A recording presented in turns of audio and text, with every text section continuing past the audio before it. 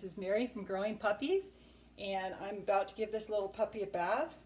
This is the little gray puppy who's going to be going to New York. And so, first thing to do is take off the collar, of course. I've got all my stuff ready. Of course, before you give any puppy a bath, it's a good idea to have all your towels and your soap and everything ready to go. I'm using the kitchen sink today because my back is not feeling real great, but sometimes I use the bathtub too. This is the shampoo that I like for the puppies because it is tearless and it's pH balanced for a puppy.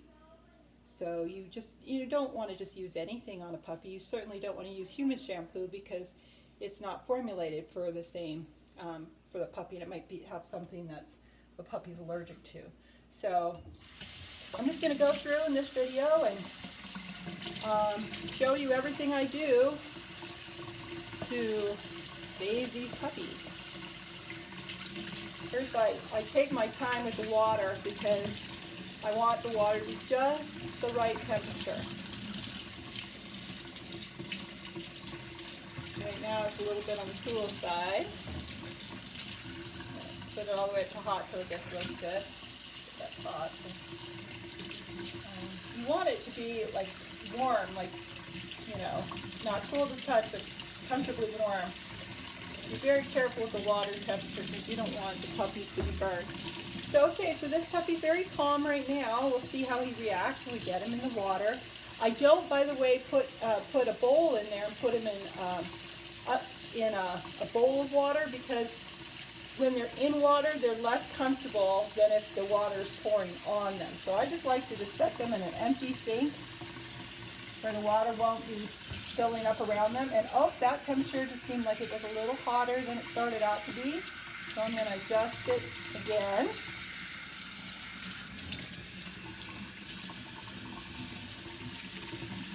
Okay, so you can't really see what I'm doing here, but I'm just gently putting the water all over the puppy. And because the temperature is very comfortable for the puppy, he's not reacting badly. He's not bothered by this. I don't want baths to be a traumatic experience, so I'm going very carefully so not to upset the puppy by it. And then ears, his head a little wet, and beard. This is the puppy's first bath, and I don't usually have to bathe them before this because they generally stay fairly clean. So of course they're not super clean because they are in a pen jumping on each other. But anyway, he doesn't seem to mind. He's not whining. He's not upset. That's important to me.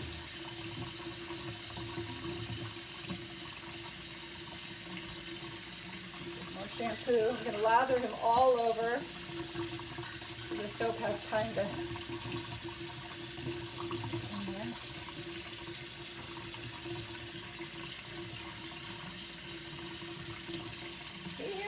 He looks pretty happy. He's not, well, I shouldn't say he's happy. He's just not upset. He's very calm about this bath. I'm very happy about that.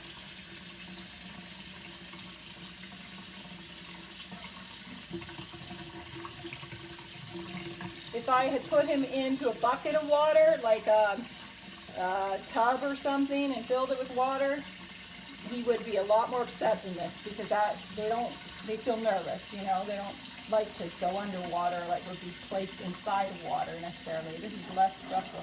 Even my adult dogs, I generally use a hose in the shower to wash them rather than put them in a basin of water. I don't do that.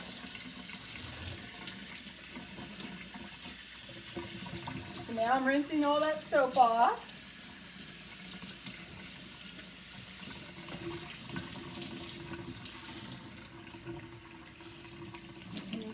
Winter, so you want to use nice warm water. You don't want to chill the puppy.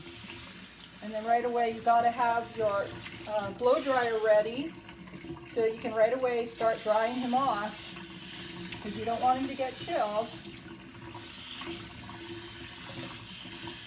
Okay.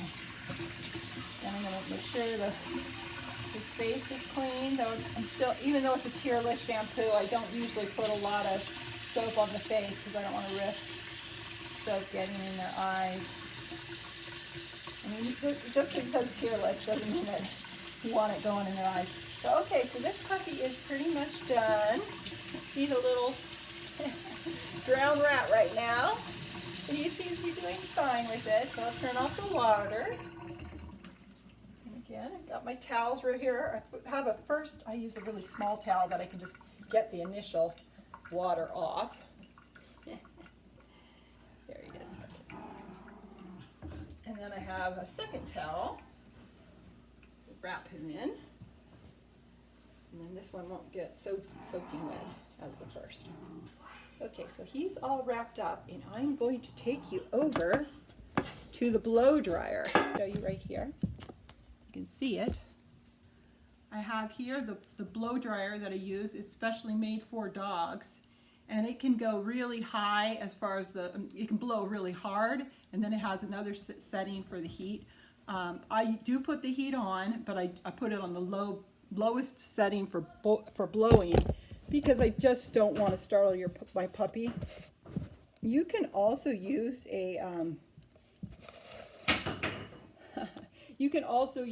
a regular blow dryer. You don't have to have a dog blow dryer. But because I bathe a lot of puppies and a lot of dogs, I prefer to have the dog blow dryer because it just gets the job done faster. So anyway, as you can see, he's doing fine. He's doing really well with this bath. Not too upset. So we'll see how he does when I turn the air on.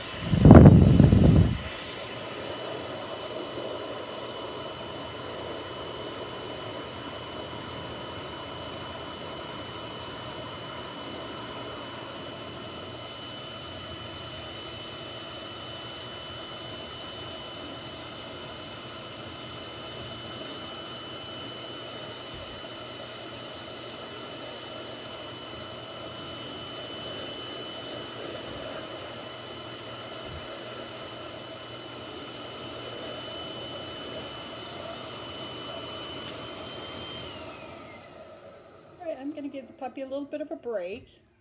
He started to make a little bit of noise, which kind of meant I think he was getting a little bit nervous. He is shaking right now, so he didn't like it that much. But he seems to be doing okay. He's not struggling or anything. I'm just going to towel dry him a little bit before I start again. I won't put him in his pen until he's completely dry because that wouldn't be good to put a wet puppy in there. They just they don't regulate their temperature real well at this age. So you got to be very careful. So I always bathe the puppies right before they go home, so you don't have to worry about this for a little while. If you are taking your puppy out to use the potty and your puppy gets wet, please wrap him in a towel when you come in and blow him dry right away, because you don't want your puppy to just be walking around the house cold. They'll get very cold and shiver, and that's just not good. You don't want your puppy to be wet and cold. Right, Lily? Right? Oh, Lily, you're my right-hand girl, huh? Lily had her bath yesterday, but it's a rainy day, so she's been out in the mud already. Are you the expert dog bather? Okay, sit down, sweetie. Okay, so I'm going to start the blow dryer again. We're almost done. She's got a lot of that water out now. This thing works pretty quickly, which is why I like it.